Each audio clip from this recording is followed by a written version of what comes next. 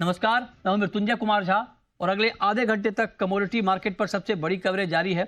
हम आपको बताएंगे कि आज के बाजार में क्या कुछ खास है, खबरें कौन कौन सी हैं और उसका इम्पैक्ट मार्केट के ऊपर होगा क्या। आज की चर्चा में हमारे साथ जतिन त्रिवेदी हैं एलकेपी सिक्योरिटीज़ के।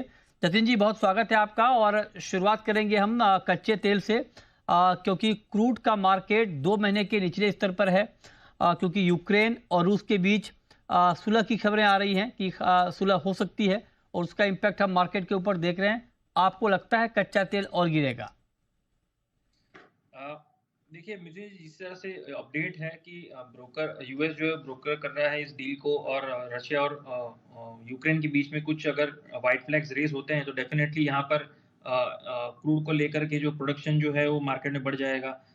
जो तेल जो है वो अवेलेबिलिटी बढ़ जाएगी मार्केट के अंदर, जिसके कारण से दबाव जो है वो कहीं ना कहीं क्रूड के अंदर बन जाता है। लेकिन प्राइसेस ने ऑलरेडी थोड़ा सा ये प्राइस फैक्टरिंग करके रखा है। अगर हम पिछले 15 दिन की अगर ट्रेंड देख ले क्रूड के अंदर की, तो अच्छी खासी गिरावट जो है हमने देखने मिली है।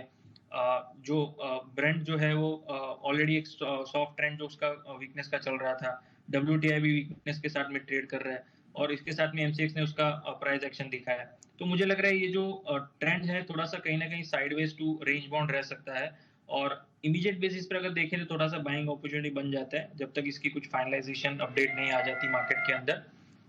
एक व्यू पॉइंट अगर ये लेकर चलना है लेवल वाइज, तो 6200 के नीचे जब तक है तब तक बहुत बड़ी अपसाइड तो मैं नहीं देख रहा हूँ। लेकिन ट्रेडर्स के अगर हिसाब से अगर हम देखें तो यहाँ पर 60-70 पॉइंट की अपसाइड के हिसाब से अगर किसी को प्ले करना है इंट्राडे बेसिस पर, तो ये उसको प्ले करके चल सकते हैं। वरना इमीडिएट बेसिस पर एक ट्रेंड बेस अगर अगर किसी को कॉल लेना है तो वीकनेस के साथ ही इसके अंदर देखना है।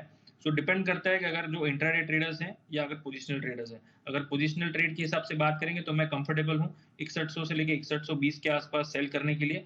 6225 का जो है वो स्टॉप लॉस रखना है और 6000 के नीचे 5950 तक के टारगेट लेकर चलना है इसके अंदर। ओके, ठीक है। तो ये राय आपकी हो गई क्रूड पर। हम आगे बढ़ते हैं और अब हम बात करते हैं कि आज के मार्केट में आपको करना क्या है। तो जतिन जी, गोल्ड पर आपने बताया, मैं जानना चाहता हूं कि सिल्वर में आज के लिए आपको लगता है बाइंग करना ठीक है? मुझे जी सिर्फ इंट्राडे पर्पज से देखेंगे तो थोड़ा सा रिस्क रहेगा, क्योंकि गोल्ड जो है वो थोड़ा सा मुझे लग रहा है वीकनेस के साथ ट्रेड कर रहा है, और उसके ऊपर थोड़ा सा सिल्वर जो है उसके ऊपर भारी पड़ सकता है गोल्ड का जो चाल है वो। हालांकि अगर हम गोल्ड सिल्वर रेशो की बात करें तो थोड़ा सा फेवर में आ रहा है सिल्वर के, जहां पर गोल्ड जो है वो गिरावट ज्यादा दिखा रहा है और सिल्वर जो है थोड़ा सा पॉजिटिविटी के साथ में ट्रेड कर सकता है आगे चलते हुए। लेकिन क्योंकि सिर्फ इंट्राडे स्पेसिफिक कॉल अगर हम देख रहे हैं तो मुझे लग रहा है थोड़ा सा वेट करना चाहिए यहाँ पर। अच्छे लेवल्स के हिसाब से अगर हम बात करें तो मुझे लग रहा है थोड़ा सा डिप और अगर आता है गोल्ड के माध्यम से सिल्वर के अंदर भी, तब उसके अंदर बाइंग अपॉर्चुनिटी रहेगी। लेवल वाइज अगर मैं बात कर लूँ तो 95,800 से लेकर 96 के आसपास मिलता है, तब उसके अंदर बाइंग करना है। मई वादा जो है उसकी बात कर रहा हूँ मैं। और हायर साइड पे 96,500 से लेकर 96,700 के आसपास तक के प्रॉफिट के हिसाब से कर सकते हैं। लेकिन डिप आएगी तब बाय करना है, क्योंकि गोल्ड का जो है प्रेशर थोड़ा सा ज्यादा है आज सेलिंग का। अच्छा, अगले ओके, तो बाइंग ऑन डिप्स की स्ट्रेटेजी आप कह रहे हैं कि इसमें बनाकर चलनी चाहिए। ओके, आगे बढ़ते हैं। अब बात करते हैं मेटल की। मेटल में ओवरऑल क्या व्यू आपका, जतिन जी? ओवरऑल व्यू पॉइंट अगर देखने जाएंगे तो न्यूट्रल से थोड़ा पॉजिटिव है, क्योंकि जिस हिसाब से चाइनीज मार्केट का रिवाइवल होना और बेस मेटल को सबसे ज्यादा उसमें सपोर्ट मिलना, उसके कारण से मुझे लग रहा है कि मेटल्स मार्केट परफॉर्मिंग रहेंगे। एल्यूमिनियम जो है वो पिछले 2 दिनों की गिरावट के बाद अब यहाँ पर थोड़ा सा अच्छा फॉर्मेशन दिखा रहा है, तो यहाँ पर बाइंग का रुझान जो है वो रखना चाहिए एल्यूमिनियम प्राइसेस के अंदर। एल्यूमिनियम कॉन्ट्रैक्ट जो मार्च वाला वायदा का जो कॉन्ट्रैक्ट है वो 259.40 के आसपास चल रहा है। इसके अंदर बाइंग का रुझान बना है 258 से लेकर 259 के आसपास।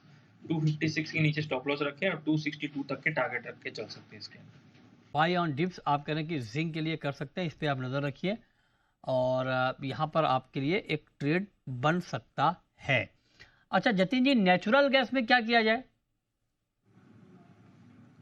मिथुन, आई थिंक लास्ट वीक भी हमने जब बात की थी तो मैंने बताया था कि वॉलेटिलिटी के साथ है और थोड़ा सा वीकनेस का दौर जो इसके अंदर चल रहा है।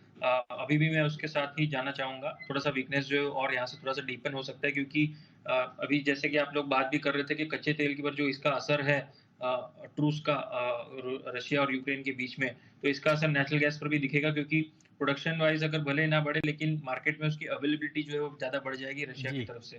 तो थोड़ा-सा टेम्परेरी इसके अंदर ये डर के माहौल में बाइंग जो है वो अवॉइड ही होगा। ठीक है। और 352 से लेके 355 एक रेजिस्टेंस ज़ोन है।